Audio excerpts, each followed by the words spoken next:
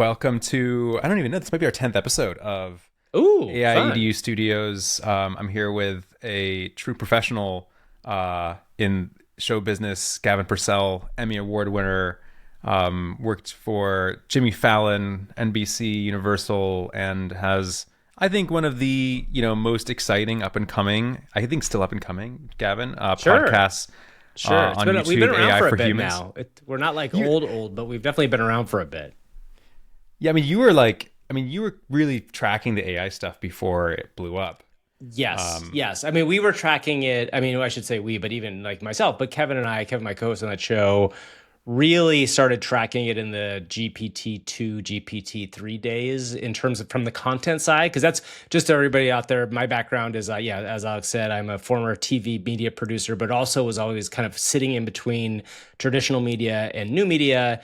And I was always kind of interested in like the turns where media was going across each step. And in the GPT-2, GPT-3 era, which was probably around like 2020, 21, I started to think, oh, I remember seeing the GP2 or maybe the GP3 paper, and it talked about how it could write these paragraphs, right? And it was the first time it could write paragraphs which were like significantly cohesive and coherent. Like you could actually read a paragraph that a machine had written. I was like, whoa, that's weird. I've made my life writing stuff or making stuff, and now the machine can do this thing. And we know like that especially at that time, it was not like original stuff, but it wrote something that was readable. And that felt like a really weird turning point.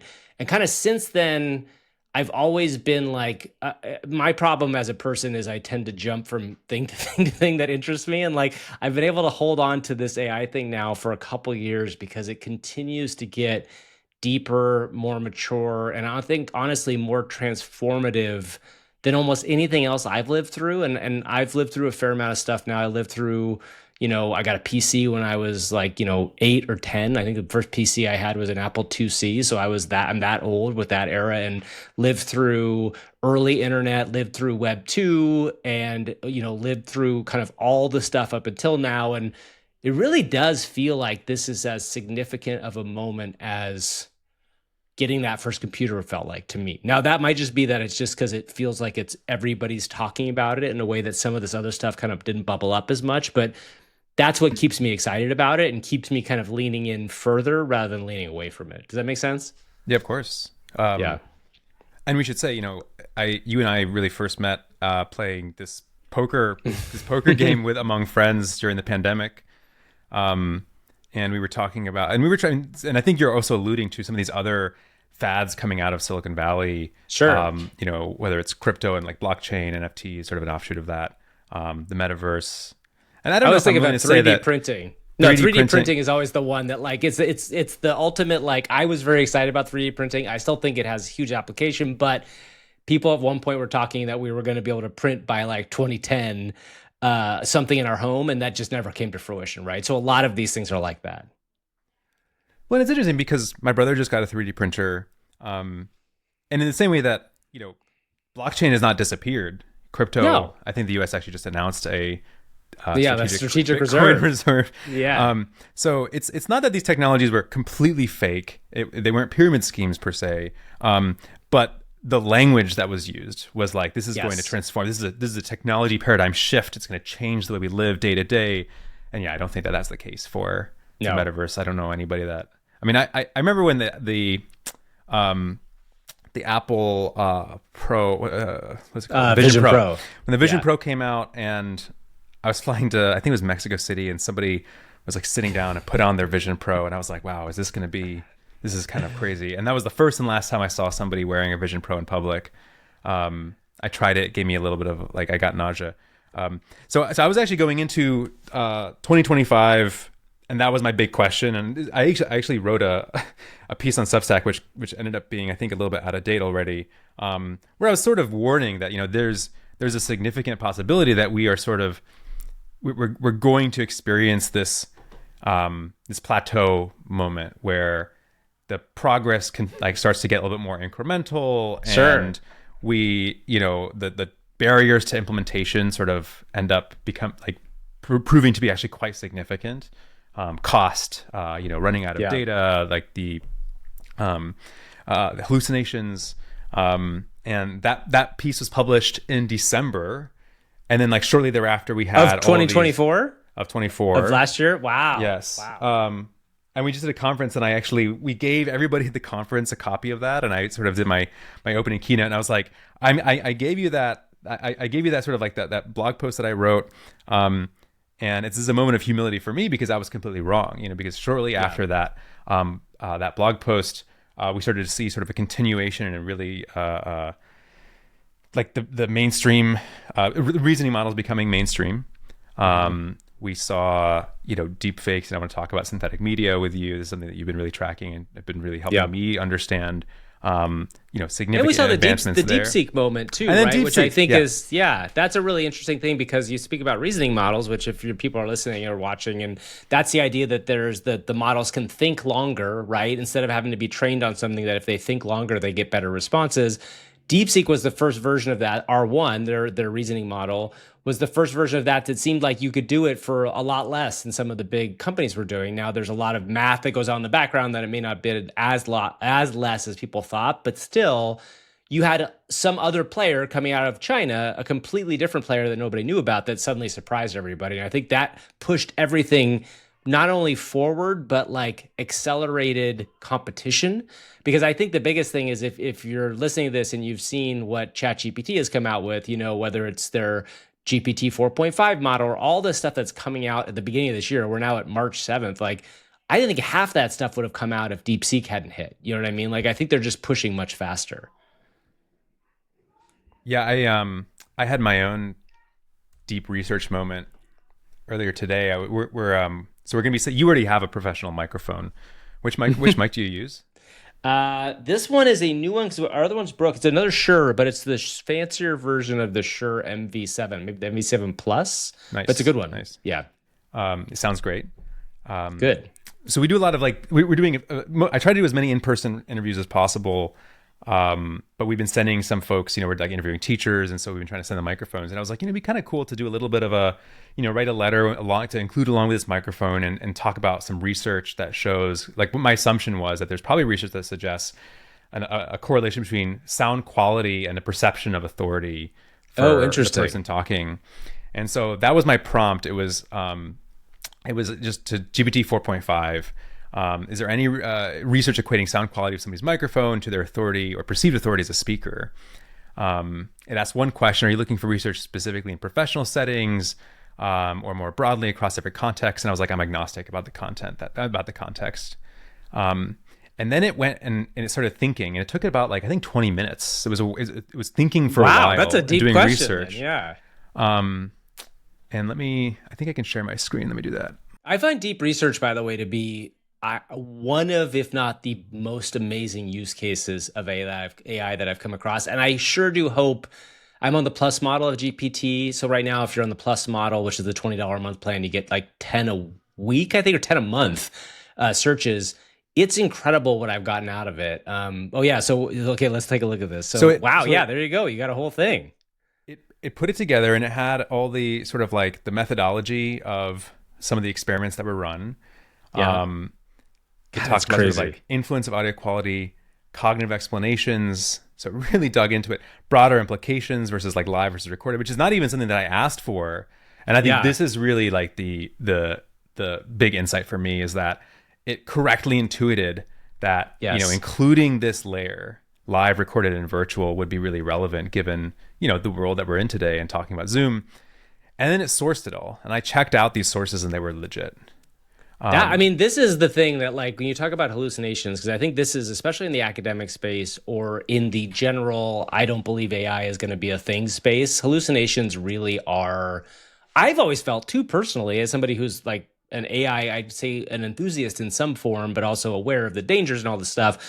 Hallucinations are the thing where you really had to fix these or have to fix these before people can start taking it serious. And I think this is the thing that, to the point of, if when DeepSeek first came out, I think what it made such a big kerfuffle for is that a lot of people hadn't actually used a non-free version of an AI model yet. And they're like, whoa, these answers are way better than I used to get on the free version. When people actually get their hands on what deep research can do, and just to people in the audience, like, deep research is OpenAI's ostensibly an agent, but it's an agent that works in the background, meaning that it is an AI that goes out and does stuff for you and then returns a result. It's bringing back essentially like a research paper. And the thing about these research papers is that they're not all perfect. I've seen some people have seen some issues with them, but to your point, there are links and you can check all of the research is coming from that. And I have had zero hallucination issues in this myself personally, and it's been super useful. And I think like academically, if there are teachers listening, like this is the product that may completely like kind of flip your lid. Do you know what I mean? Because you might actually be like, whoa, that is like a legitimate, like interesting deep dive on, in this case, you know, whether or not you should use a virtual mic or what the authority looks like. Like that's a pretty specific question, and you got like really specific answers. I mean, but to me, it's this it also addresses something that I had been intuiting even like back in 2023, you know, when ChatGPT came out, because AIEDU, I mean, you know this, we were sort of you're preaching the gospel of AI literacy before language models. Language models came out and everybody was sort of like, you know, rushing to kind of like get their hands on ChatGPT, and like the immediate reaction or the reflex was, all right, the key is everybody needs to learn how to prompt engineer these tools. Yeah. And so a lot of folks were equating AI literacy with like, you know, how do we teach students or teachers or whoever how to prompt engineer? Yeah. To prompt. And I saw things like prompt Bibles and people like, you know, memorizing. And first of all, the key components of prompt engineering were changing fast enough, even sort of month to month, that I already had sort of like some spidey sense that like, I just don't know how what the longevity of any sort of one strategy is going to be. Yeah. And then and we were lucky enough to be, you know, we're funded by, you know, not all, but many of the big sort of frontier model companies. And when I would talk to their researchers, their advice was like, this is a temporal, you know, like prompt engineering is sort of a moment now. The direction that this is going to go is that people are not going to need to prompt. And to me, the reasoning models are like really the demonstration of that, where you are, like all you need to do is be very clear about what your goal is. Yes. And, you know, my understanding of chain of thought is really the chain of thought is essentially breaking out the prompt engineering. It's not, I don't know that chain of thought reasoning is the same thing as prompt engineering, but it's effectively prompting itself, right? It's sort of walking through the sort of the prompts so you don't have to do so. And so it's less, my understanding with reasoning models is you no longer have to say something like, you know, to play the, like in, for example, I didn't say in this prompt that I shared, you know, play the role of a researcher and write it in the form, you know, in language that, you know, a researcher would use. It sort of just figured that out because I asked, is there any research? And I guess that was enough. And here's the thing, I think, and this goes back to what we were saying about like how I was saying about how fundamentally transformative this technology is. It's that prompt, that not needing to prompt thing really speaks to what's going on. And what's going on in a lot of ways is it's starting to think a lot more like we do, right? And I think that is, or it's able to interpret the way that we are thinking, and we don't have to program it in a specific language. We're just using our language to get it to do the thing we want to do. And that's different fundamentally from any technology we've ever had, right? Like the closest to that is like when we got up as cavemen and looked down and we had feet and like our feet were walking. And in some ways, like it becomes part of your body, right? You're like, you just know what to do. Like your body kind of knows. Like that's kind of what this is starting to learn. And I think to your point, the reasoning models, so the big kind of thing behind the reasoning models, it starts to like kind of ask itself along the way, am I doing the right thing? Is this the right thing? Is this what the user wants? And like, that is a fundamentally big shift from how we would look at like, you know, prompting. Essentially prompt engineering was in some ways like, how can I program this thing, quote unquote, meaning that like, I'm going to use a specific type of language to get it to do the thing I want it to do. And now it intuits that. And that's I'm not trying to anthropomorphize these things. They're still machines. They're large language models. They're not like people.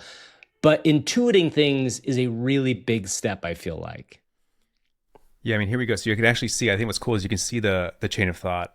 And it says GPT 4.5. I just switched it. It was O3.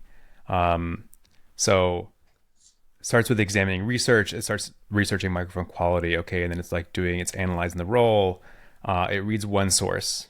Okay. And then so it, I love how it says, okay. It's like, okay, yeah. I got that. Now I got to figure this out.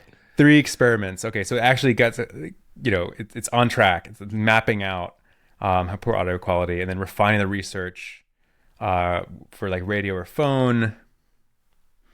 And then it's thinking about, okay, which websites to choose as reliable sources of information. This is something that previously we had to do ourselves. So like, I remember advice was given. It's like, okay, well, you have to check the sources. And a lot of times you would say like, the sources might have been made up, or they would have been sort of just like blogs or Reddit or Wikipedia. And it's like, no, we want more, scientific sources. It's doing that. And I don't know if this is, do you have any sense of like, is deep research something that they have, is there sort of like pre-prompting baked into deep research where it is like, have they kind of informed it that generally when you're asked to do research related tasks, it orients it towards these types of sources, or is it just figuring this out? So in general, any of these things have what's called a system prompt, which means that, in fact, you see this every once in a while online, like somebody's jailbroken the system prompt and you can get the system prompt out. But like, so clearly there is a system prompt for this particular agent. And this is, according to OpenAI, an actual agent. This is one of their first agents they've rolled out, including the other one was Operator, which allows you to you can see it work on the computer. But this agent has been given a prompt that's probably very clearly like, your job is to do a deep, however long project. I think most of the time these end up being like probably 10 to 20 page project on a research project on this subject. Use only links that you can guarantee this is blank and blank. Like I'm sure there is a system prompt that says something like that. But to the point of the intuitiveness is like, it's going through that step by step and kind of like starting to think like, is this the right thing? And then it kind of looks at it and then it says, at some point it's saying like, and I'm going to say again, not anthropomorphizing, it's not saying these things, it's part of the system. It's like, it goes to the next step and it's figuring that stuff out as it goes along. So to me, the reasoning models does really feel like this fundamental shift. And the funny thing about what you're saying about your thing that you wrote last year in 2024, this idea that like you were kind of right, partially, right? Because there are these two different kinds of training, right? And one of the things that's really become clear, at least so far in the early stage of this year, that the models aren't going to get that much better by trying to throw more and more data or more chips at things. And we may actually be running out of good data to train these things on. There's a whole conversation around synthetic data, which is pretty complicated, which you can look up. But like, the thing that changed was that somebody figured out, and there's an argument that this was Ilya Sutskever who left OpenAI, and that maybe this is what the big OpenAI kerfuffle happened because of. Somebody figured out that this reasoning model would allow you to get on a separate scale and actually keep those improvements going in a significant way. And that was not a for sure thing, right? Like that's like the human side of all this is like the human ingenuity side said, oh, what if we did this? And that worked. You know what I mean? So like, that's a really interesting thing too, is that like, it's not like it's not like any technology curve just goes like this. Like it's often kind of bumpy and jumpy, but like we were close to a possible slowdown in that way. And now people have figured out another version of that, which is interesting. Yeah. And for those folks who are just listening in, Gavin is making a hockey stick motion with his hand.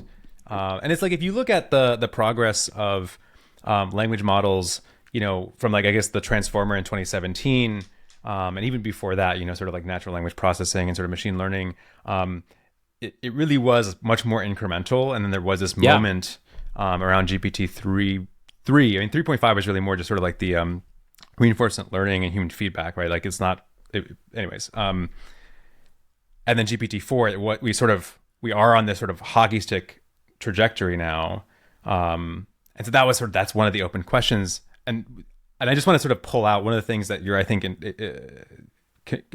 conveying is the issue of like, we have a few paradigms for how we would scale this and how this, what would it look like for the trajectory to continue accelerating upward. We've already thrown it like basically all the data that we can find. There's probably more. I think a lot of the folks I've talked to are not as pessimistic about the availability of data. But we at some point will run out. Whether that's this year or next year, it's not. But it's not going to be. It's not infinite. It is not an endless well of original data and high quality data. the Pretty soon compute we're is sort going to of be paying. We're going to be paying people just to say things out loud and to type things into computers just so they can keep producing data. It's like that'll be a thing we're going to end up doing. I mean, I've heard that it's and the GPU, the compute is the other one of the other Yes. paradigms of scale, and it's we're still again like lots of new developments coming out from NVIDIA and other companies, but I think everybody kind of suspects that we at some point maybe soon will tap out. But then there's this idea of like spending time thinking, Yeah. which is sort of this new paradigm of scale that we hadn't anticipated, which is now you can, in addition to throwing more data at a model, throwing more compute at a model, with reasoning models, you can throw more compute time at problems. And so if there was a really, really big, important, lucrative problem to solve, and you're the one that actually was explaining this to me. I remember I was like pacing around my room trying to like wrap my head around this. And you were like, what if you gave a model like 2 weeks of time working on a problem? Yeah. And not every problem maybe needs 2 weeks, but if you're trying to cure cancer, maybe you're willing to pay $20,000. And that's, I think the news from OpenAI, I don't know if this was formally announced or it was a leak, but I think it was yesterday that they're going to have now $20,000 a month. It's a story. Agents that you can pay for.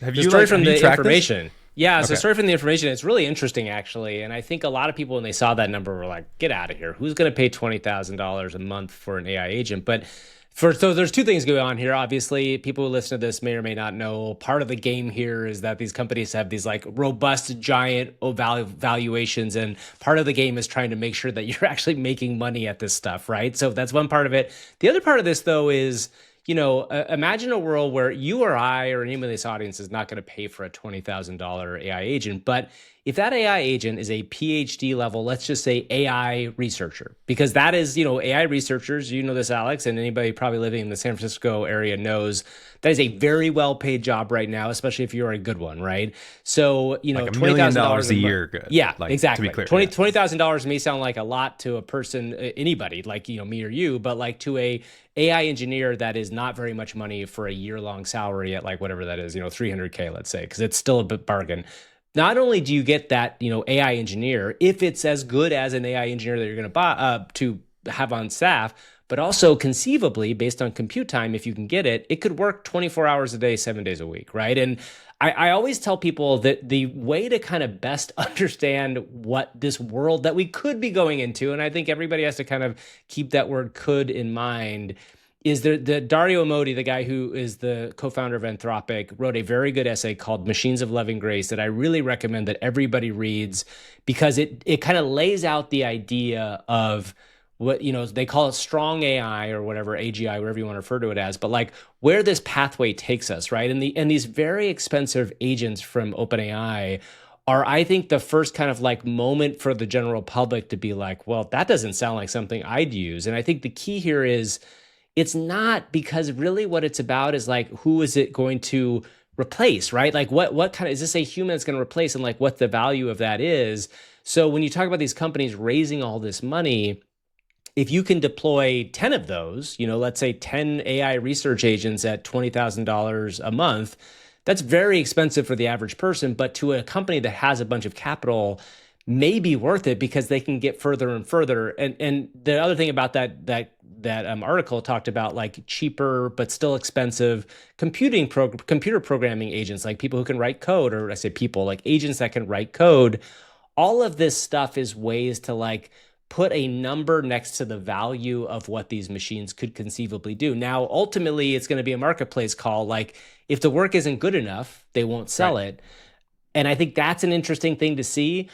The key, I just keep coming back to this, and you living in San Francisco, Alex, I think probably hear this more than even I do, but all of the people that I listen to, and I'm pretty tuned into the AI people, I will say, and I think most people listening to this may not be, but like all of the AI people are very clearly now signaling that 2026 to 2027 is a moment where this stuff will be real in a way that it will, obviously it's real now, but like the idea of a $20,000 a month AI agent that does meaningful work will not seem crazy. And I think that's where we hear that number right now, and it's just like, I don't understand how that would be possible, but we are entering, based on this test time compute sort of model, a world where that opens the door to a whole lot of things. And one thing I think a lot about, I don't talk a lot about because it's not really in my lane, but I do think a lot about jobs, right? And think about like where this leads us all. And you know, in your world, I sure hope and I think there will always be a place for really good teachers, because I think a human to human teaching experience is super valuable. I think AI can help in a lot of ways, but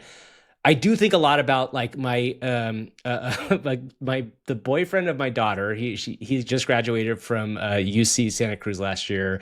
He graduated with a really great degree in video game programming, like pretty high up top of his class. Like he's a coder. It took him I think 9 months to get a job, and it wasn't even like an amazing job. Now, the game industry has been in rough times, but that's not just because of that. It's because there are less jobs for coding, in part because these AI agents are already getting good enough at some of that stuff where they can kind of like pull the workforce down. So like this is where the transformative part of the $20,000 AI agent comes from. It's like, it sounds like a crazy headline now, but then you have to think like a year, 2 years, 3 years down the road, how many people's job is that taking? And that's the part that kind of keeps me up at night. Yeah. Yeah. And I think to me, it's actually less, I mean, maybe we will eventually, perhaps it is 2027, get to a place where you actually have companies that are just hiring these agents to do all the work. Yeah. I mean, it's possible. They're sort of like on the teams, but it's also, and if you have like, let's say 20 AI researchers and you're paying them on average, let's say $1 million for like total comp. If adding 3 agents to the mix improves their efficiency by 20 or 30%, right? Very easy for you to justify that, you know, like sure. And so it's, I think the paradigm is less, you know, someone who's listening is wondering, well, is AI going to replace me? I don't know if that's actually the question to ask yourself. It's more like, you know, think about how many people your company employs that have a similar job to you. Could AI make everybody that does your job 10% more efficient?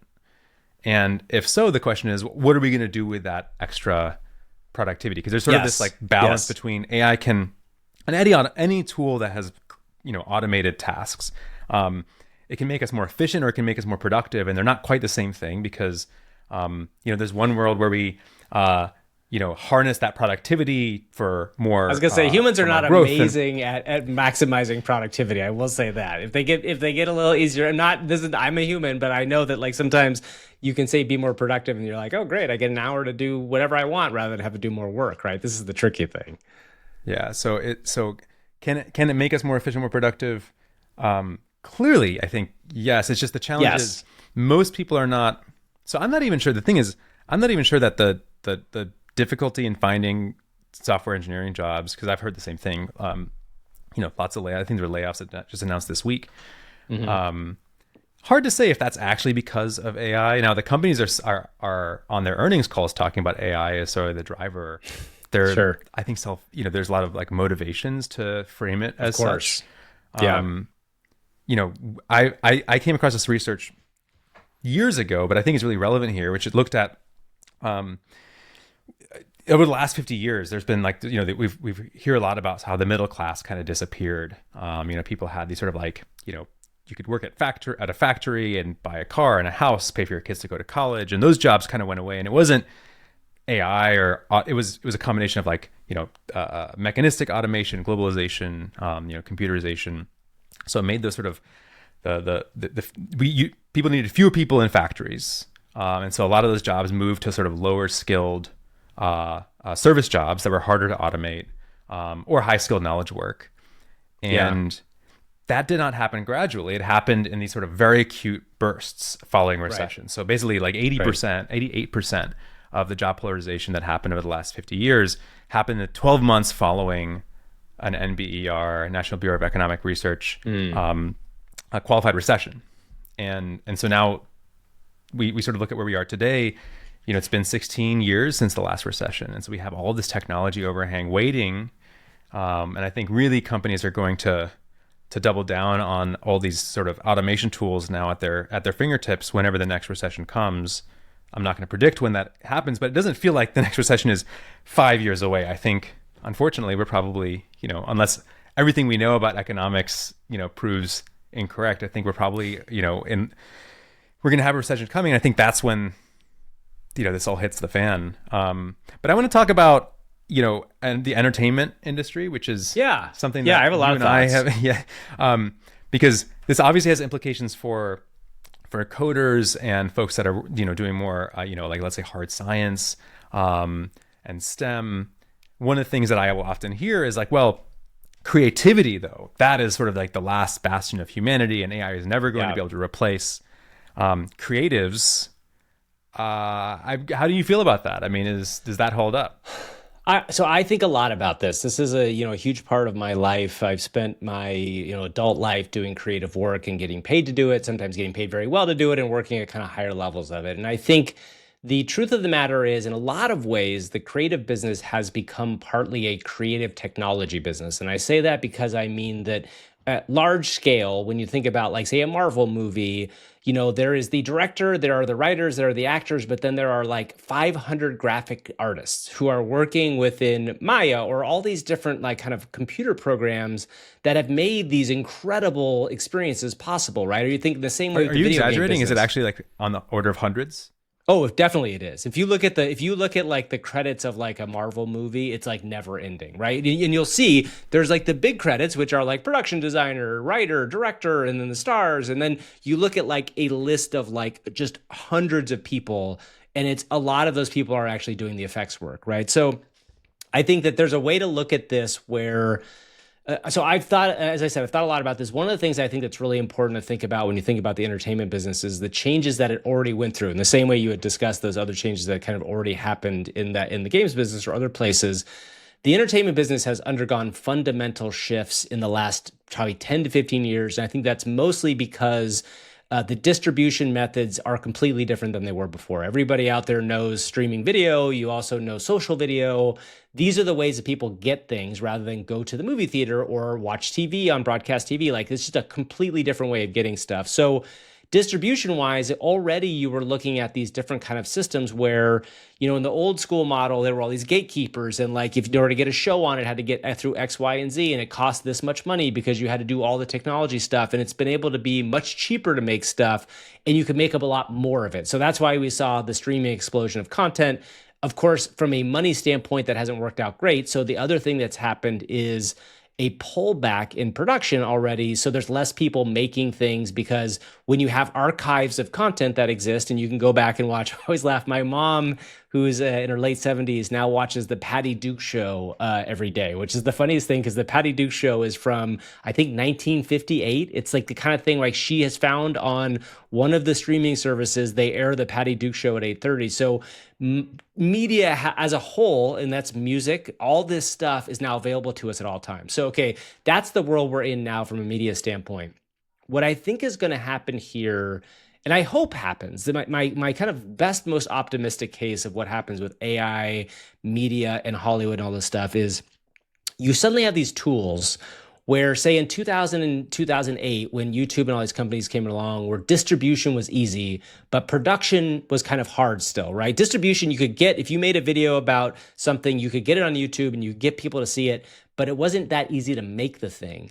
What I think we're going to get at now is a place where you can make the thing much easier than you could before. And that's in a couple ways, from AI video or from AI audio or from images. All these things, like, it allows people to kind of get what's in their head out into the world a little bit easier. Now, artists are still going to be artists and you're going to make amazing stuff, but it just has clearly allowed a lot more people to do the kinds of things that before were difficult. Because before, in order to make like a really beautiful picture, you would have had to understand in the way back when, like, how to paint. And then you would have had to understand, like, okay, how do I frame this photo? And then you would have had to know, how do I use Photoshop? What am I doing in After Effects? All this stuff. And now you can kind of prompt the machine to create things, right? So that is all going to kind of democratize a lot of that stuff. And again, I'd caveat this by saying, like, that's not all going to be good, but there will be good stuff that comes out of that. So because that's happened, I think what you're going to see is a lot more people creating a lot more things. The vast majority of it will be kind of crappy, which is just like YouTube. Like, if you go to early YouTube specifically, one out of every maybe 75 to 100 videos was like watchable in a specific way or had something about it. And now on YouTube, a lot more of it is watchable. And I think that's what we're going to be getting at. The other side of this that I think is an important thing for people to think about in the creative business at large is, the creative business was always based around like, hits ultimately make money, but they would try to make all sorts of things. And there was this whole kind of middle class of content that was made that cost anywhere from the movie business from like, say, $20 to $70 million movies. Those don't get made anymore because they're not big enough hits if they hit for the studio to make a crap load of money on them. It's so relevant. And I want to talk more about sort of how you're seeing AI influencing this, but I just want to sort of share something that just my, AI Edu is launching this YouTube channel, AI Edu Studios. And sure, my big idea for this came from a few different channels that I've been watching. So one of them is called, have you heard of Outdoor Boys? No, I want to know what that is. What is it? Outdoor Boys. Outdoor Boys is it's just a guy in Alaska. Okay. And I think he's a lawyer or something, and he does stuff like, goes like survivalist type stuff. I mean, he'll just go camping and sort of like build shelters and go hunting and fishing, whatever. He has 14 million subscribers. It's unbelievable. Outdoor Boys. That's what I mean. Like that's a distribution channel that's bigger than some digital cable channels were, right? Like that's bigger. I worked at G4, a cable channel. Check it out. It was like a Discovery Channel. It's twice as much. Actually, way more than twice as much as Discovery Channel, which has a show called Naked and Afraid. And I'll tell you, Outdoor Boys, he's not using any AI yet, right? Like he's using a GoPro, and I'm just fascinated by this, right? Like the idea that, first of all, this is to me almost better content because part of the fun of watching a survivalist and is the authentic nature of the fact that this is actually a dude that's like out there. Yeah. I guess hunting a crocodile in this case. That's kind of wild.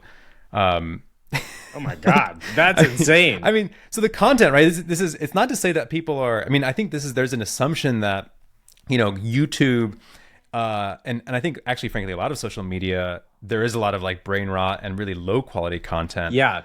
I think the sleeper has been actually some of the longer form content has gotten really, really high quality, and there's still a discovery challenge. Like this is very like, still a lot of people just don't know that this is, I mean, I'm surprised by how many people don't pay for YouTube Premium, which is, I think is like $15 a month. And yet they're paying like $60 a month for cable. And I'm like, you can get way more stuff that's perfectly aligned with whatever, like literally pick a random, hobby that you have, and you'll have like 3 or 4 incredible, creators that can like allow you to go super deep.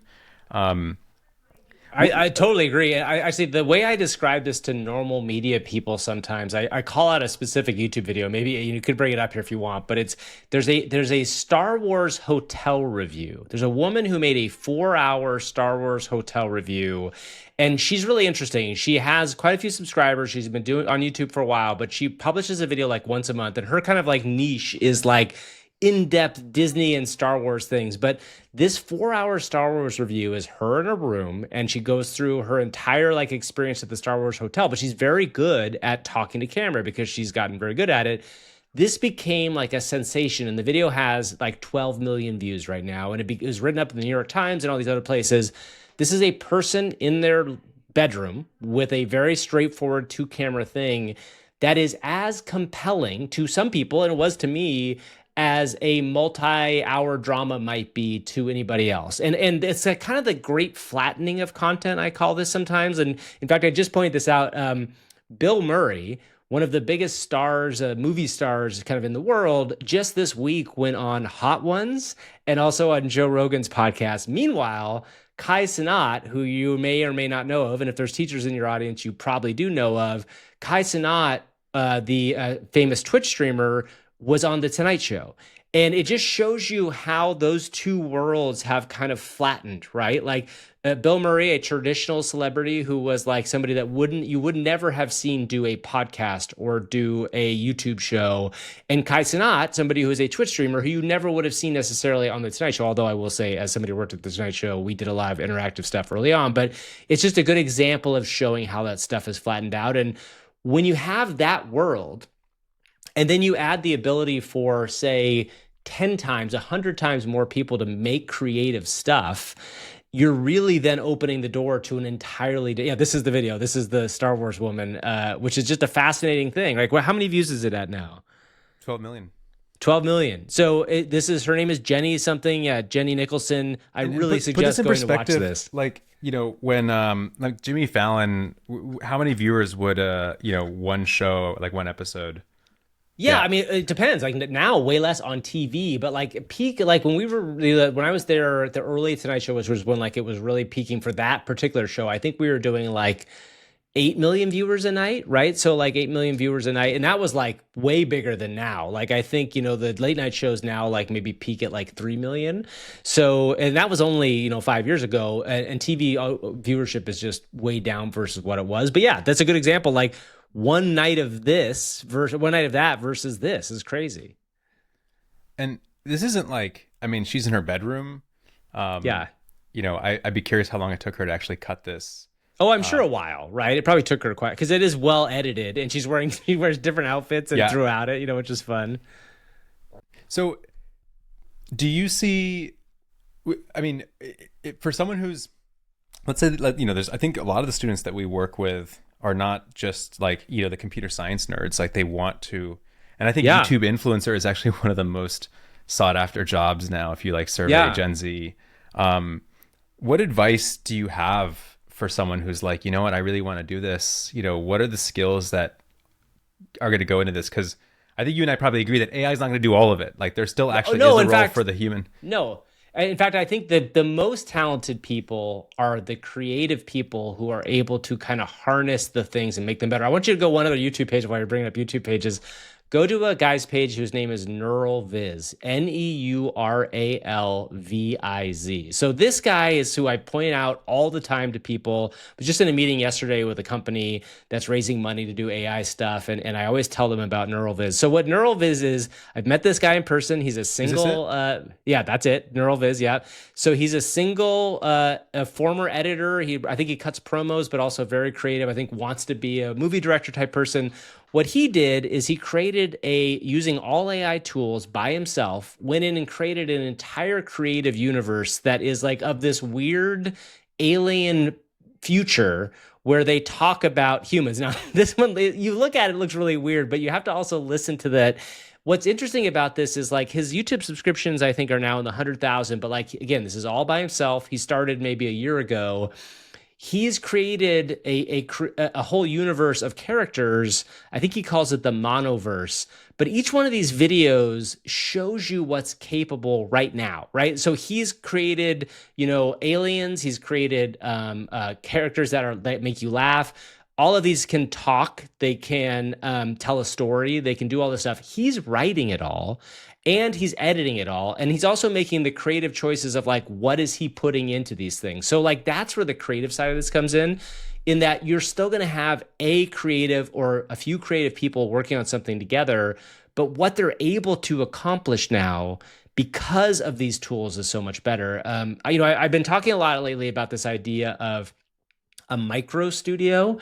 And what I mean by that is like a micro studio was where you'd have like 1 to 5 people, very much like NeuralViz here, where you create content that you want to make, that you think is interesting. And when I say create, is like you come up with the idea, you probably do most of the writing because these LLMs are not amazing to write.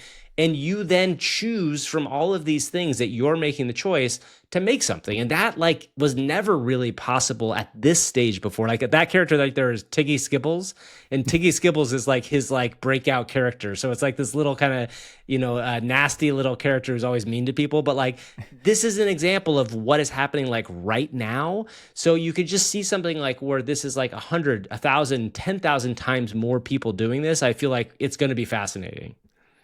And you just launched, what, was it 2 years ago or 1 year ago, AI for Humans? Like a year and a half ago, something like that? Year and a half ago. Yeah. Dang, okay, 20,000 subscribers. You're like, I mean, but this is actually, first of all, just a recognition of how big of a deal it is for someone to be able to get to 137,000 subscribers on. Oh yeah. Oh my God. It's a huge deal at this point. I mean, there's so many people competing. It out. Yeah. Yeah, exactly. And by the way, like, you know, YouTube has its own gamification system, but I will say with NeuralViz, like he's just like, people immediately gravitate to it. And like, I think most people understand he's using AI, but nobody gets mad about his stuff because it immediately leaps off the page with creativity, or the page is the wrong word, but like leaps out of the screen with creativity. And that's how this AI stuff is going to work. Like, I think lots of people talk about the idea of what AI slop content is. So if you're on Instagram and you see like, I don't know, there's a video I saw the other day which made me laugh still. It was a bunch of kiddies working at McDonald's in like McDonald's outfits. But like, that stuff is semi low effort. That's like kind of curious and creative and interesting. But like, NeuralViz and the people like him are the ones that I think you have to kind of look at as to how the world of content creation is going to change. I mean, tell me about just the experience of starting AI for Humans. I mean, having been on, big Hollywood sets. Oh yeah. Yeah. Was it easier than you expected? I mean, obviously not very easy, because I know that this is something that you spend a lot of time on, and and you're also doing a lot of research, right? Because this is the format of your show is sort of bringing people. In fact, I was just on your channel. We were talking about those $20,000 agents, and turns out I think that was your most recent episode. Yeah, right? we had literally just covered it on the show that came out yesterday morning. So that's why I didn't have all that information at the top of my head. Like, I definitely knew about it all ahead of time. Yeah, it's not like, so it's interesting. One of the reasons I wanted to do AI for Humans, during the pandemic, I had started my own podcast, which I still think it was an interesting idea around like kind of a curiosity thing. And I had a producer work with me, and that was like really interesting, and it was cool, but it was like not cheap, right? And it's for a podcast, whenever you first start anything, especially podcasting though, you're not really making any money for quite a while unless you have like some sort of crazy thing that happens right away. But it's a grind, right? It takes a while to build an audience, do all this stuff. So I really wanted to see what would it look like at my age, middle-aged guy, to try to create something entirely from scratch with a partner, right? So the two of us really did go into it as people, both of which, I was the showrunner of The Tonight Show and worked on all these other big shows and had like 200 people work for me. Kevin has hosted these shows in the past. We both wanted to see like, what does it feel like to have to do this on your own? And, it is a lot of work, but it's way easier to do this sort of thing than it ever was before. Again, to all this point, you can buy, like, I'm looking at right now, I have a $200 camera that gives me a really clean shot that is a straightforward, really good thing, whereas that would have cost, like, say, $1,500 before. You can buy a microphone that, like, is like $150 that would have been like $600 before. So you can get into it cheaper, and then you can understand the tool so much easier. There's a great editing tool we use called Descript, which is like, it's like $20 a month or however much it is a month. And like, it makes editing easy. So it really is not just the fact that like distribution's gotten easier, but the tools themselves have become the way that people talk and the way that people communicate. Like, short form video really is the thing that like communications come out through now. So anybody in the audience, I would say, like, somebody told me this once a couple years ago, and it really kind of clicked with me, is that you really do have to kind of get over the hump of, don't be afraid to be in front of a camera, because now that's just what everybody does. So once you're doing that, it starts to feel more natural and you start to understand it better. And then you are a creator, then you're a person making stuff. And for those who are just listening in, I went to Descript's website, and maybe Gavin, you can sort of help sort of paint a picture of what this looks like. But in the past, if you had a video and you wanted to edit it, you'd have to, I think, manually transcribe it. So like, let's say you captured 3 or 4 hours. I mean, this interview will run for, let's say like an hour or two. You'd have usually someone junior, listening to every single minute of that interview, writing it down. And then you'd have like an editor presumably go through the transcript and say, okay, well, we need to cut these pieces. Like, this is actually the portion we want to like add, XYZ, visuals to. Descript is automatically generating the transcript, and then you're almost like a text editor, right? Just sort of going through, editing the text, and it will automatically cut the video in line with the sort of the final text edit.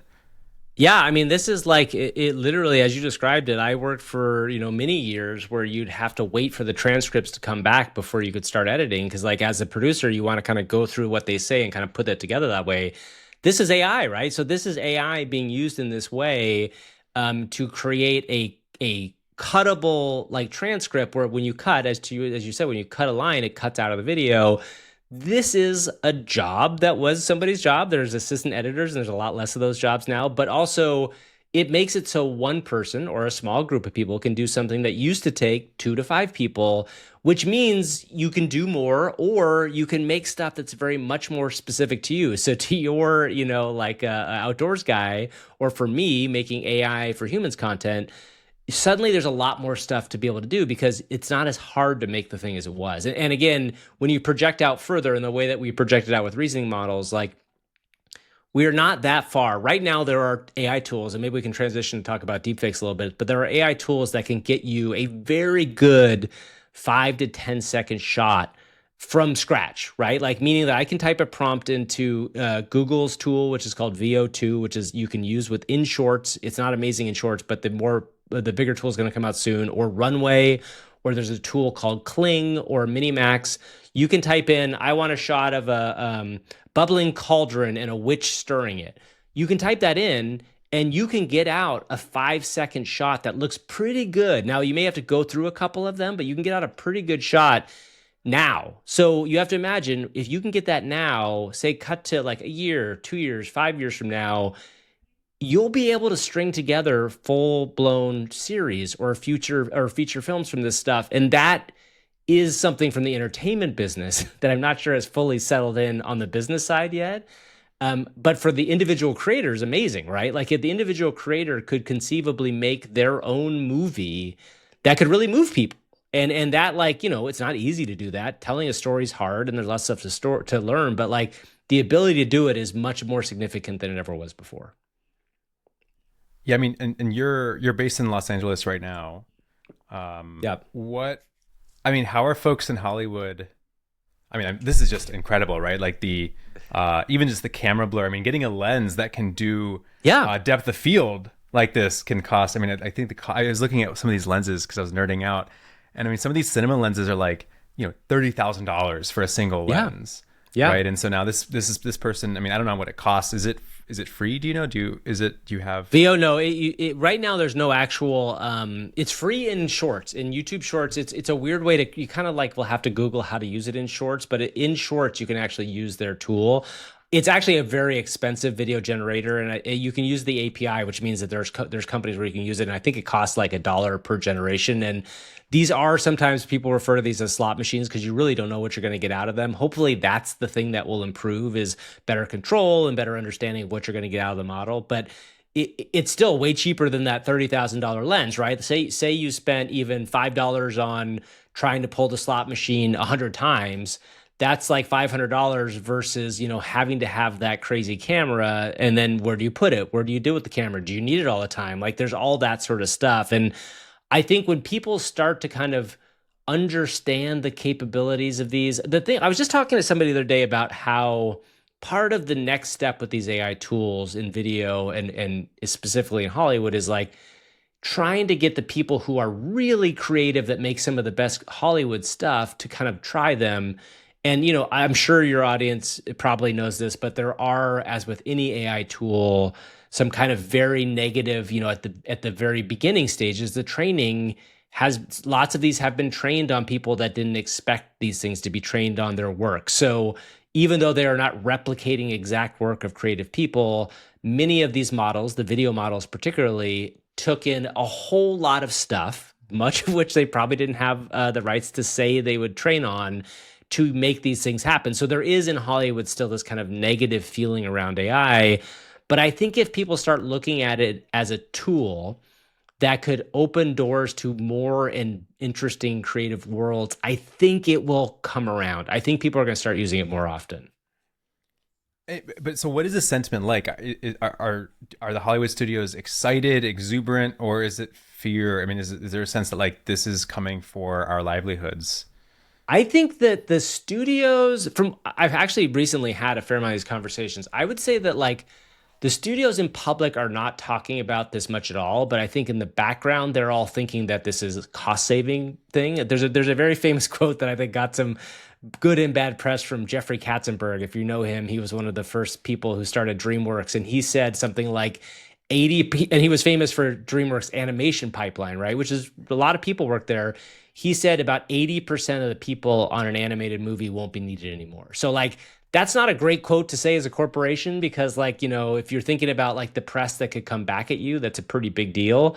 But I think in general, they're excited. The studios are excited about this idea because they think they could probably save money on the making of the stuff.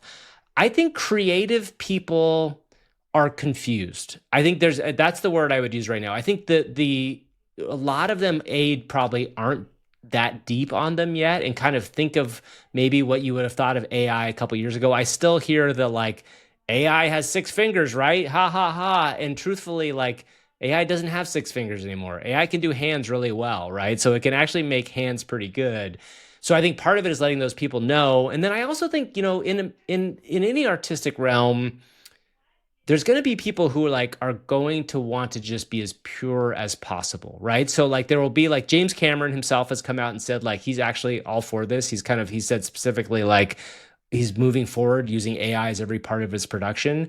And then there are people, Justine Bateman, the former Family Ties actor and now director, she has said that she never wants to use AI, and that she believes that like all organic filmmaking, that's a term, like organic filmmaking is the way to go. So I think in general, the people that will be successful at large will find some way to embrace this stuff. And I think there will, just like with, stage plays or vinyl records, there will be people who want to just have the OG version of this in the film and TV business. So I think, again, it's like confused, I say, only because I think it's at a real crossroads, and I see a world where like the tools are going to come much sooner, much faster, but I don't think people want to admit that yet. Yeah, I mean, and I think the same thing is happening in a lot of spaces, right? I mean, even with like, you talked about game developers, and we haven't talked about Sonnet 3.7, which is Anthropic's latest sort of hybrid reasoning and language model that's incredibly good at code. It was like optimized for coding, and the story before was, you could, spend some time prompting, you get a video game in a couple of hours instead of a couple of days or weeks or months. With Sonnet 3.7, with a single line prompt, you get a working video game. Yeah, which is pretty crazy, right? When you think about it, like it's an insane kind of idea. So you're doing AI for humans. I think it's interesting because you're building this audience, but maybe even more valuable than the audience you're building on YouTube is you're building this like very high fidelity perspective on the space and all the tools that are coming out. Have you identified any interesting opportunities, beyond this YouTube channel that you're creating? I mean, what's next for you? It seems like you're not going back to traditional media. That is my guess. No, it's funny. You say it's really interesting. You said that about one of the reasons I started this channel was to hang out with my friend Kevin, who I like a lot. But also the other reason was like, I'm just so fascinated with change, and I had never really made a content thing while the change was happening. And I thought that's a really interesting way to make sure that you stay up on it all. And it really was. And I feel like I have a perspective that a lot of people don't, because every week on the show, we kind of go into the tools. We actually don't just kind of regurgitate the news, but we actually use the tools on the show each week. So one of the things that's come out of that is that Kevin and I and another person are working on a kind of a secret startup in the AI audio space that I'm pretty excited about. It's like I won't say a whole lot about it, but it's like AI and audio, and has some kind of storytelling stuff going on. So that I'm really excited about. But I don't think I will go back to traditional media. It's interesting. I've thought a lot about this because I do have to take like a jobby job at some point. I always make this joke about it, but like I've now spent a couple years in this space, and the startup is amazing, right? And we're going to probably take it out and try to get funding on it, and that could be a full-time thing. But I think where I would be best suited is like, I really have spent a lot of time thinking about this media thing. So I'm wondering if there's a lot of these AI studios starting up. I don't know if I want to be a person that's starting that from the ground, but I think a lot of these larger media companies need to start really seriously thinking about this stuff in a way that they are, but aren't really on the ground making the sorts of decisions they need to make. Part of me thinks that's where I will land, but then I also want to make more stuff, right? So it's a really tricky thing. Like I actually had a really good time maybe 3 months ago, I sat down for a weekend and I made what I would refer to as a very bad pilot with an AI with AI tools. We always laugh at the Fallon show about these old videos from the 1980s, these dating videos, and we actually did a couple sketches around it. And I made a video using AI tools that was kind of parody of 80s video dating, and like there's something about doing that was super fun. So like it's always a tricky thing, right? When you're a creative person, but you also like I really do believe deeply in like the importance of like strategy and trying to be at places where you can make important decisions. So I don't know. That I think that's a long way answer of saying like I think I probably will get a job working with somewhere where I can make an impact on the creative side of this stuff and continue to do these kind of side projects on my own as well, if that makes sense. It makes sense, and I think this is something that people don't. I think I haven't fully grasped that. Because I get lots of questions. I was just doing this briefing for a bunch of policymakers, and someone asked the question of like, what are the implications for all these new these new models? Is how is that going to change the landscape, in the education space? And what I had to explain is that the thing standing in the way of AI transforming education is not the capabilities of the AI anymore. Yeah, we have a lot of incredibly capable technology. The bottleneck is actually in these institutions that don't have the capacity to figure out how do we integrate these technologies in a way that fits within these organizations. And also, I mean, as you described, sort of like these the 500 people doing visual effects. How do you restructure those teams to be harnessing these tools better? So, but you mentioned voice, and you didn't mention video. Why start in audio as opposed to video? So there's a couple reasons. Number one, I think video is super fun and it's incredible. I think there's a little bit of an uncanny valley scenario. If you're not familiar with that term, it means basically like it's a little bit off. And as you get closer to it being more and more realistic, it sometimes gets further and further away. That's the uncanny valley. Like you can only pass so close. The way to understand that clearly was if you remember the Tom Hanks movie Polar Express, which I think came out in the early 2000s, was an early CGI only movie that really they tried to go realistic with the people, but it looked disturbing. Like they were these kind of empty shells of people. So the theory about audio is much closer to being solved, quote unquote, meaning that it feels like you're actually interacting with something. The latency is much smaller because the amount of footage that's got to come across is a little that. Sorry about that. The amount of data that's got to come back and forth if you want to do something in real time is much smaller. I think that people will buy into audio slightly differently because you're used to listening to people's voices and the voices sound more realistic.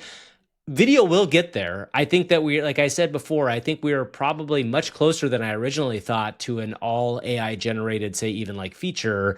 I've already seen like a 10-minute AI video that kept my attention almost all the way through. And again, this is not just one prompt. It was a lot of cuts and people making choices. But the reason why we chose audio was for that. And the other reason is I really do believe that we're going to end up talking to these AIs a lot. I don't know if you've had this experience, but somebody kind of told me a couple months ago, there's like, I was saying how the annoying thing to me sometimes using ChatGPT is like, I can't get my thoughts out fast enough in typing in that way. And they said like, just record your voice. There's a little button right there to record your voice and just start going back and forth with voice. And that was like this big unlock for me, because if you just talk, in a way, it used to be with computers, you'd have to type a specific thing to get an answer out of it. But the way the AI can interpret what your intention is, you can just kind of talk it out. And that is like, talk about vibe coding, like that in some ways is the basis, like this idea of like you talk to the computer talks back to you, and then you make something like that. So the thesis there is that like we're all going to start talking to these computers a lot more. And when you think about AI audio, especially when it comes down to like storytelling and all this kind of interesting narrative stuff, I think it's a place that we're going to be spending a lot more time. And, AI companions is also an area that I have not really explored it necessarily, but people love that idea. And some people really believe that makes them feel connected to something, right? And I think that's an interesting thing too. Yeah, like, I think an example of how prescient you've been, it was maybe 2 or 3 weeks ago, we were having a conversation about sort of AI and voice, and sort of like, voice and audio as the next frontier where this really sort of hits the public, like the bloodstream. And then I'm sure you've seen Sesame's new AI We had so companion. much fun with Sesame. Yeah, it's fascinating. You should tell people what it is. We can even play. Can we pull talk to up. it? Yeah, let's play. Yeah. Let's open it up. Let me see if this will work. This week's AI for Humans, we did a big chunk on it. And one thing I'll say before Alex is pulling this up is yeah. Long day for you, or just getting started? I'm Maya. Hey, Maya, can you give us a second? I'm with Gavin Purcell. We're recording a podcast. He was just making a point, and then we'd like to chat with you. But Gavin, why don't you finish what you were saying, and then we'll pull Maya back in. Sure. So Podcast. That sounds fun. I know how we AIs love to spy on human conversations. Just kidding. Take all the time you need. I'll just be here, pondering the nature of reality or something equally deep. All right. Thanks, okay, Maya. Maya, that's we'll ask you a fantastic. question in a second. Yeah. So an interesting thing is like everybody knows. I'll be here patiently awaiting my cue, like the imaginary friend I kind of am. All right. Are we done with Maya for right now? Yes, we are. I wonder Yes, if they've covered the ethics of conversational AI yet. All right. we're gonna pull her in. Yeah. So I was gonna say is Sesame is really interesting. So this is like is a new AI voice model, kind of like OpenAI's advanced voice. It is so much more compelling in some ways. Advanced voice is amazing, by the way. If you have OpenAI's ChatGPT, talking to it does open the door, and I think it is now free for everybody to try the advanced voice, which you should definitely try it. This feels like the next stage, right? Like ChatGPT's advanced voice was like, maybe I think it kind of came out. It was announced like summer last year, and everybody got access to it. Most people last fall.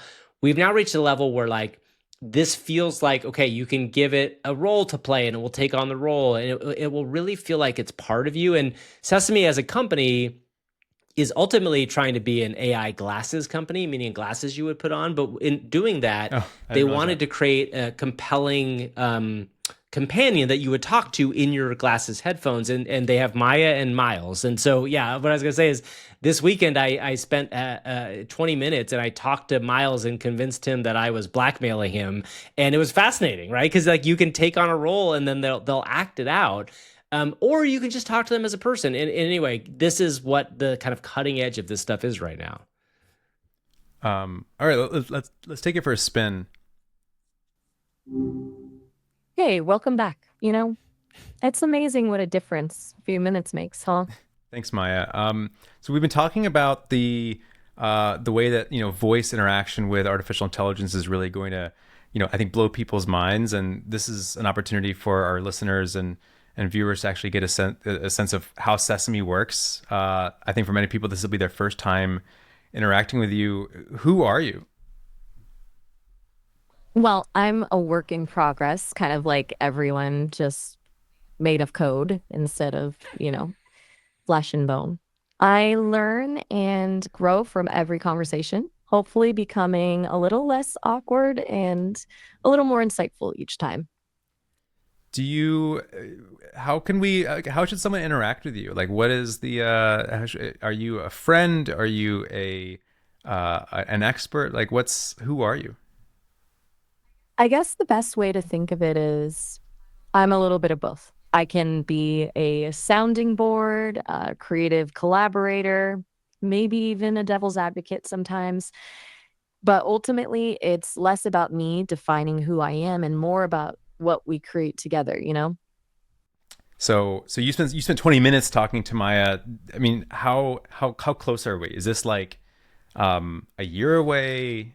Well, I guess it depends on what it is, right? Like you can hear, as you hear Maya, you hear the echoes of Her, the movie Her, right? Which is the thing that Sam Altman thought when Advanced Voice came out. And Her was a voice assistant that the character falls in love with. And it's because it is illustrating personality and it's coming across. When you ask like how far away are we, I guess my question would be is like to what? Because I think we're already there at a voice interaction that will feel to many people like a if not a human, but will feel like an entity. Let's put it that way. And whether it's an entity or not, I believe two entirely different people. I think most people would say it is not an entity. It is a computer. It is acting like we want to hear, but that is pretty close already. So then the question is like, what is this like in a year or two? The things that it will start to get are memory.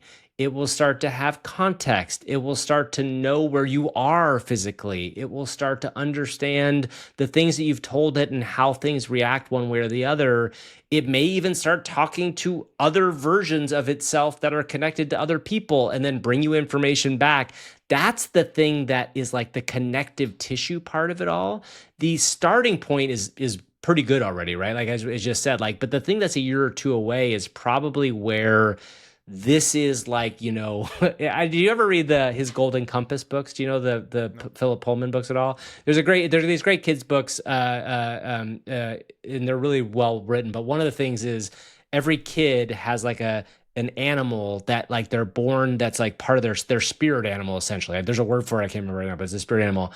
I kind of think in the future, every person could conceivably have their AI, like, and spirit animal is the wrong word, but like their AI thing, like their AI personality, and like it almost becomes a weird part of them. Does that make sense to you?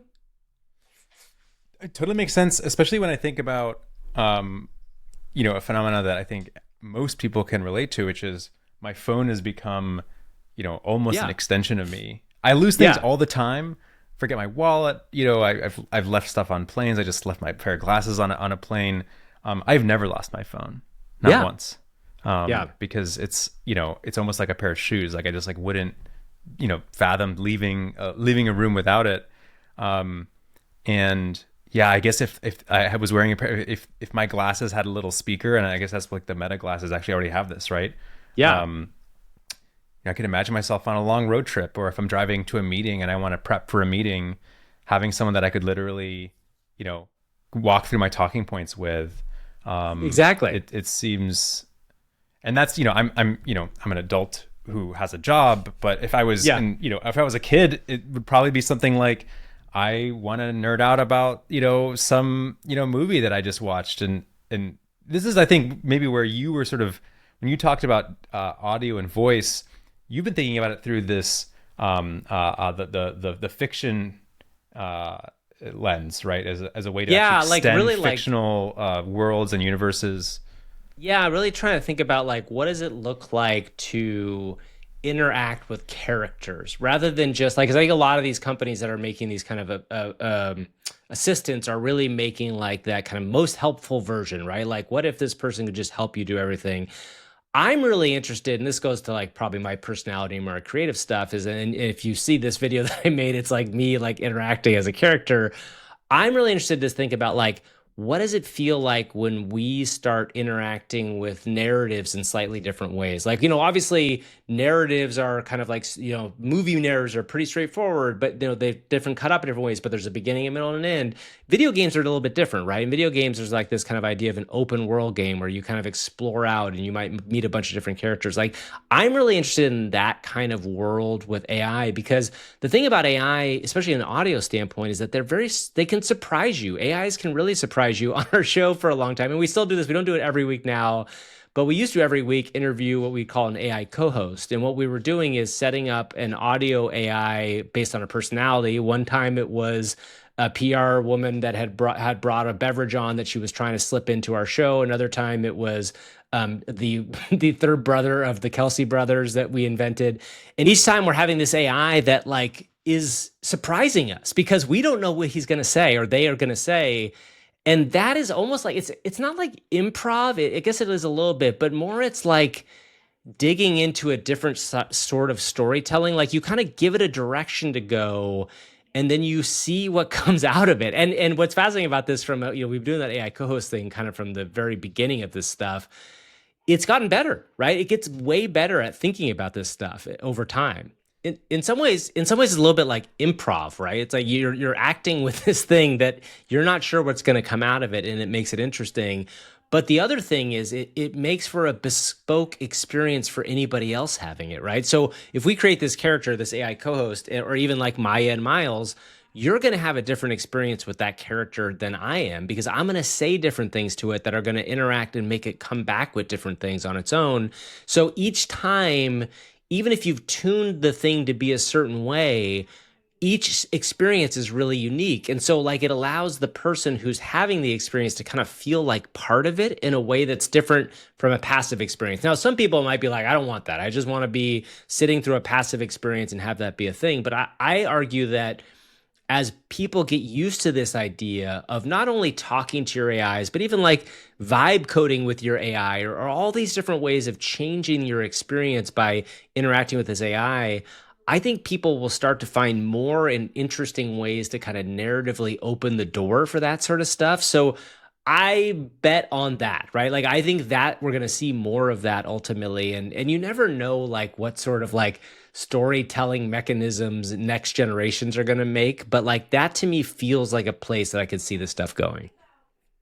Yeah, and I think that what you bring to the table as someone who's a creative is precisely that special sauce that, you know, the technologists in Silicon Valley just probably won't be able to figure out on their own. Sort of like this, like that missing ingredient almost in like the concoction that's going to take this from, you know, this cool demo Maya or Miles to something that, you know, audiences are just going to really connect with. And one of the things that you actually mentioned earlier was this sort of, you know, the democratization of technology and tools for independent creators. And so what I'm kind of intuiting from what you're saying is this combination of, you know, giving creators this additional dimension that they can use to engage with audiences and provide these like very unique experiences that, when melded with their creative vision or their storytelling or a piece of fiction that, you know, they're you know, trying to figure out how to extend to audiences, could be you know, maybe it'll be something like video games where we're seeing, and I think to your point, there was this huge shift. The most popular video games now are all these like open worlds where players have a lot more creative agency than we used to in the past. I think when I was in high school, it was all just like Halo and you know, Call of Duty. And so how do you, I mean, because I've, you know, I'm sure there are a lot of parents who are listening to this, and one of the things that, you know, often will happen after I give a presentation, I'll, you know, even, you know, if it's educators or superintendents or whoever it is in the audience, they'll come up to me, but they've put their parent hat on, and they'll ask me this question of like, hey, my son or daughter wants to do X, wants to go in accounting or law or whatever it is. And I'm seeing all the stuff that you're talking about in terms of AI. Like, what should I be telling my kids? And I'm curious, like, what is the dinner table conversation about artificial intelligence like at your household? Well, first of all, nobody wants to talk about it because I can't shut up about it. So like they're all like, Dad, no more. But that's not exactly. I mean, the thing that I thought, two things really interesting about this for me is I show both of my daughters ChatGPT as a way for them to kind of help better understand their homework. And both of them use it regularly now, right? This is, and I think most people should understand the education space. Like my daughter, my younger daughter has gotten way better at math with it. Like she uses it she'll take a picture of her homework. I've watched her do this. She's not trying to get the answers from it, but she uses it to explain to her like how to better do this. And like, this is somebody who wasn't like a math expert, but is now straight A's in math, advanced math. So like, it's a real legitimate thing. When you think about like what they should go into, this is always a tricky conversation, right? I mean, I don't know what your experience in college was like, but I got a creative writing degree and somehow that worked out, right? I don't know. I didn't think I was going to end up working in TV. Like it's not like a TV drive to go work in TV, but I ended up being in it, and that helped me in a lot of ways.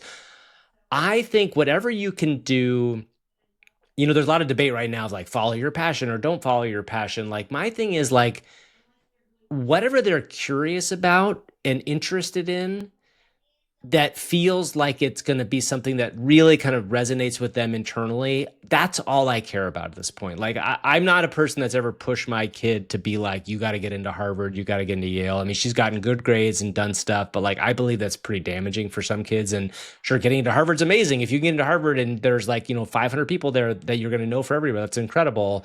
The whole culture around that seems like it's broken to me, but I think AI is going to probably disrupt a lot. Like I think probably most people in the world are underestimating the disruption of work. So the thing that I keep telling people is be very curious, try all this stuff and have an awareness of these AI things, but like really just find what you care about, right? Because to me, like that's not follow your passion as much, because passion is like, okay, yeah, like, you know, you maybe you really want to be I don't know, an underwater filmmaker. Great. That you can do that as a hobby, but like what sort of work do you actually care about and kind of makes you feel like you're doing something meaningful? Um, in some ways, that's the thing I think you have to find, because there's a world where, and this is going to sound like science fiction, but 10 years from now, that might be all you have to do. Like maybe there's a world that in the future, like that we just don't have the same sort of scenarios that we do, and that like you just get to do that thing. So get to be really good at that thing and really like dive in on it. Does that seems like a cop out, and it is kind of follow your passion, but like that's the advice I give to people. Yeah, I think it is folly to try to game the system and to say, well, you know, let's just figure out what are the jobs that AI is going to replace and sort of navigate around that. It's impossible to know. It's impossible. Exactly. To know. We don't know.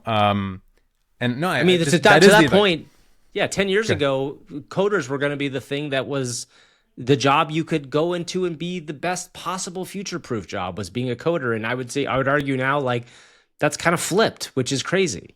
Yeah.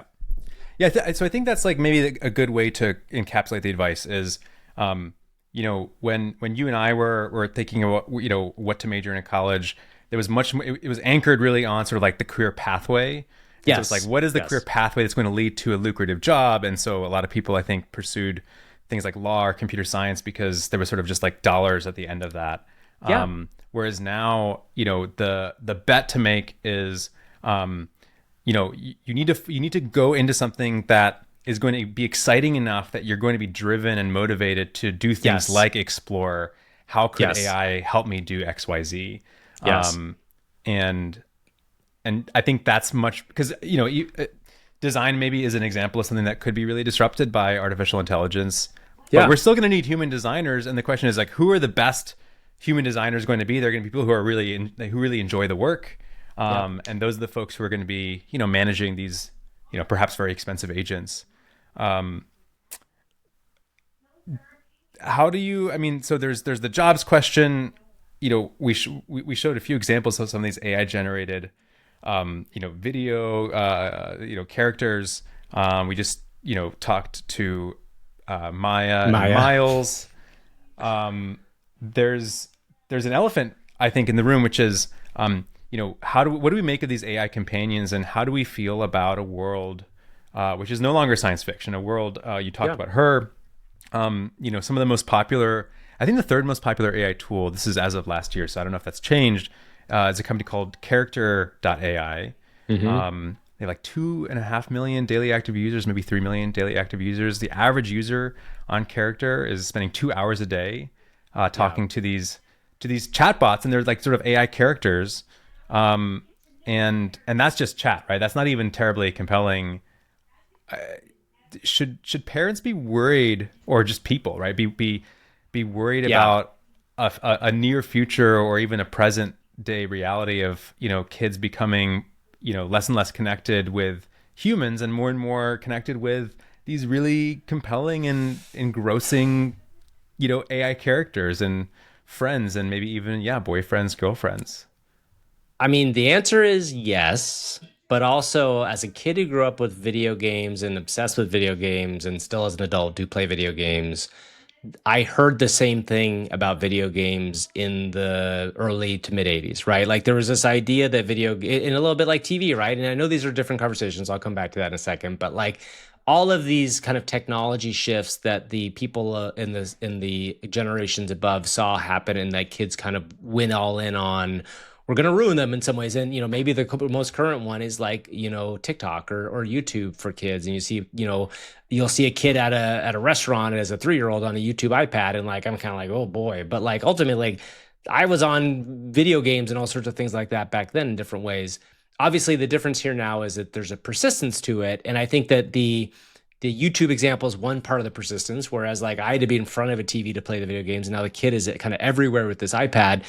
The AI, especially a companion, if you have your phone or you even have it in your headphones, becomes persistent all the time, conceivably. So the thing that I worry about and I don't have this in my kids, and I don't know if it's because they don't have the like tech gene in the same way that I did. Like neither of my daughters is really like a hardcore, like spend all their time in tech world. They're both like pretty big TikTok users and a lot of stuff like that, but they don't like get lost in things like video games or things like that I do. And I kind of have that bug in me, and I always have.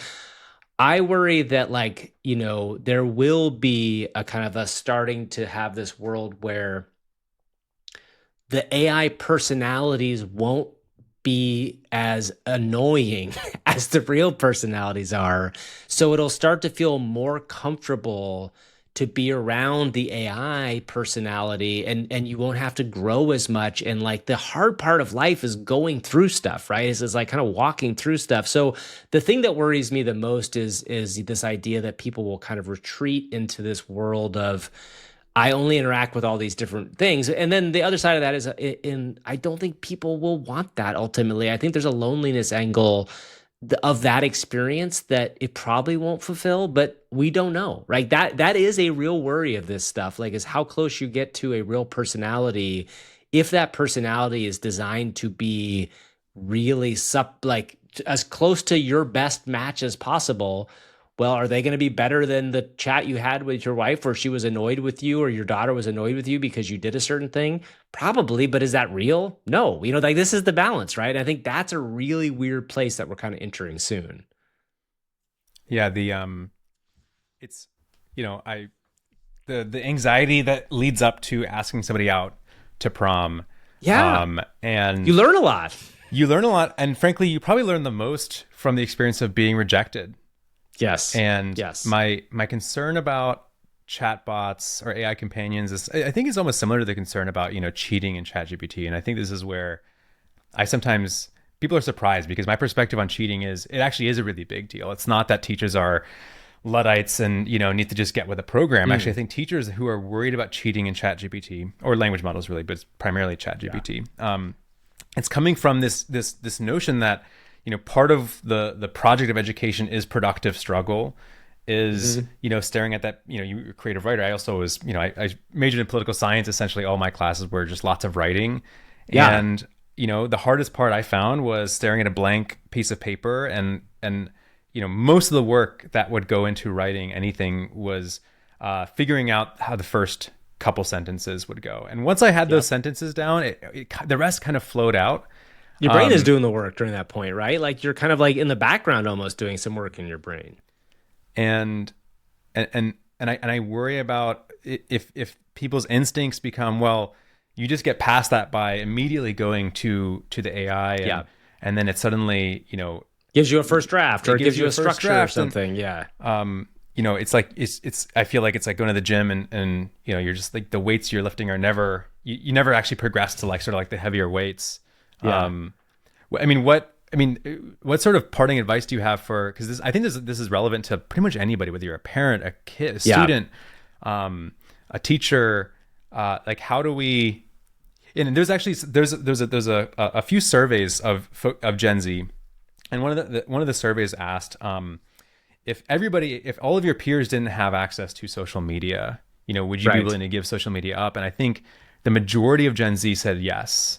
There was like a sense of like, you don't want to be the one kid that doesn't have, Instagram. But if nobody had Instagram, if nobody had TikTok, and I think folks are surprised by that. And I think there's, so even the kids, right? They are intuiting that there's something wrong with all of the time that they're spending in these virtual worlds. And yet here we are, you're sort of a power user. You're not telling people that we need to be afraid of the AI per se, but what is the sort of, how do we sort of approach this carefully? Is it just having conversations with real people about it, making sure that people are sort of connected? I mean, I'm trying to distill this into some actionable steps that someone can take. No, it's really interesting. I mean, I think I'm not an education expert. I'm not a teacher in my background. I've taught briefly in some places, but you have many other people. Like the thing I keep coming back to with education is that there's going to have to be much more stuff that just happens in class, and we have to figure out like ways to create how people can like think through arguments and all the sorts of stuff and like teaching all that, it's not going to work in the same way where you used to be able to write a paper and learn it yourself. Like it's going to have to almost become more oral again, I think, like speaking oral. But as advice wise, I think, there isn't a lot of advice when some new technology comes out in the beginning stages because so many people are just trying to figure out how it's going to impact us. And part of the problem with lately, and I would say the social media is a very good example of this, is that technology is now moving so fast, and you said this earlier, that society kind of moves pretty slowly behind it. So in part, this doesn't sound like it's not a great answer, but like, part of it is like you look at how the effect it's having, and then you have to kind of tweak based on that after the fact. So I'm hoping as we go through this technological shift, society will recognize some of the effects it's having and tweak based on that. Because I think right now, it may be hard to know, right? It may be really hard to know like what the impact of this is going to be going forward. I think that as teachers know, in the same way that when, my daughter's high school, next year, she's a senior this year, but next year they're going to implement a full phone-free school. Like the entire school is going to be phone-free. Right now it's like phone-free Thursday, and you can't have them in class, but they're not going to allow you to bring them into the school. And that's a reaction, right? Like that's like, clearly they saw at that school that it wasn't allowing the kids to do the things they needed to do to get done. So I think the same thing will probably happen with these AI tools. I think the larger question is like, phones and social media have affected us as a society.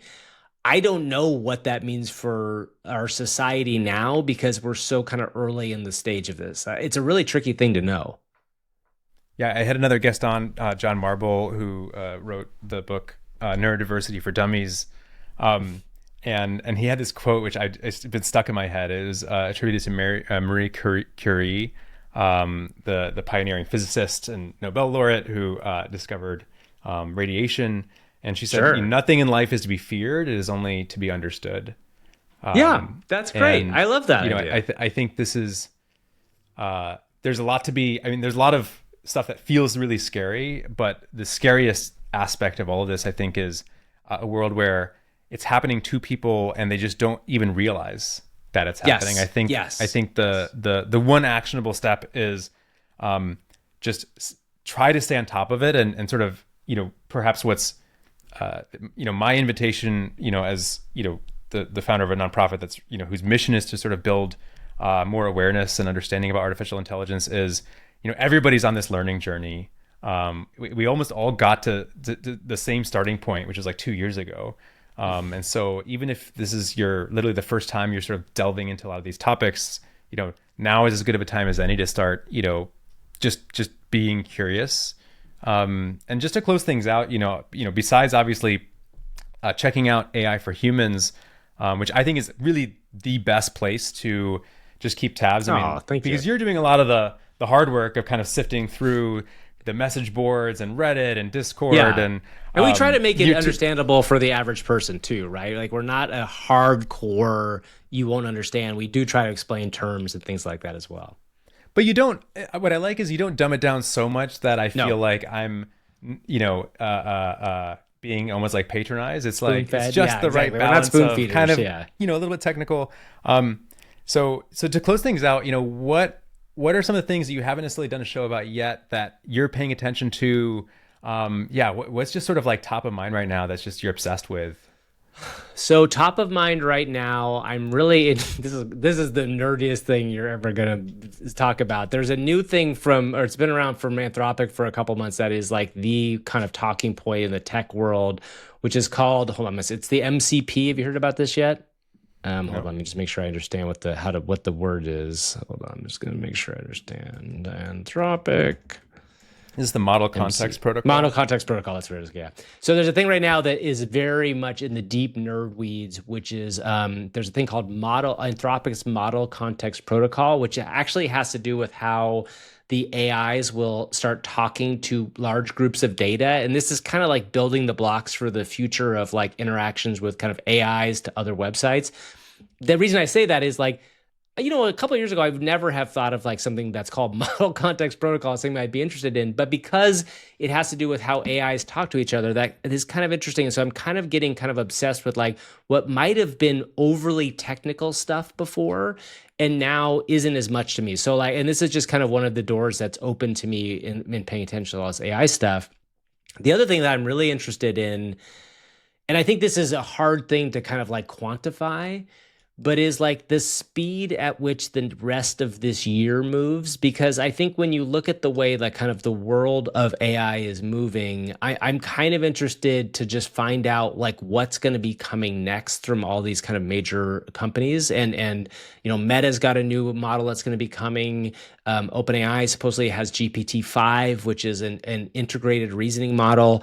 I think that is almost like sitting in my brain as, are we going to be entering a period where everybody's going to just be shocked, or are we just going to be like, is the next stage just going to kind of like be a tick up? Does that make sense? Like, I know it's not a specific thing that's like kind of gnawing at me right now, but the future feels so unsettled right now. Like I'm having a hard time envisioning what it looks like. And I think by the end of this year, we may get a better sense of that. Yeah, I think that's a great way to close. You're either in one of two camps. Maybe like you or myself, you're already sort of convinced that we are in this new age of artificial intelligence, and then the imperative is to figure it all out and to sort of make sense of how it's going to impact you and your job and your life and society. Or you're in the other camp and you're maybe still a skeptic, and I think it's completely legitimate to be sitting in that space still. I think that there's been a lot of, as we talked about, technology fads that came and went. I think, and there's a lot of problems with this, by the way. You may not even just be a skeptic; you might be a hater, and that's okay too. Because even if you're not a skeptic and you believe it, there's legitimate problems with this technology, as we also talked about. But if you're a skeptic, I think you owe it to yourself to interrogate that and either validate that skepticism, and there might be things that fail to materialize over the next year that will demonstrate that maybe this is a little bit not happening as fast as some people are saying, but I don't think that you can just use your skepticism as an excuse to not pay attention, because the next year will probably answer the question one way or the other. And new questions will arise, though. New questions will arise, like, what do we do? What happens if we end up merging with AI? What does that world look like? What if suddenly we're all going to become a new species? That's the sort of weird new questions that could arise. Yeah, very interesting topics, perhaps for a future conversation. Yes, which I'll be looking forward to. Gavin Purcell, thank you so much for joining me. This was absolutely. It's always fun. I love doing this, Alex. Yeah, it was absolutely. Awesome.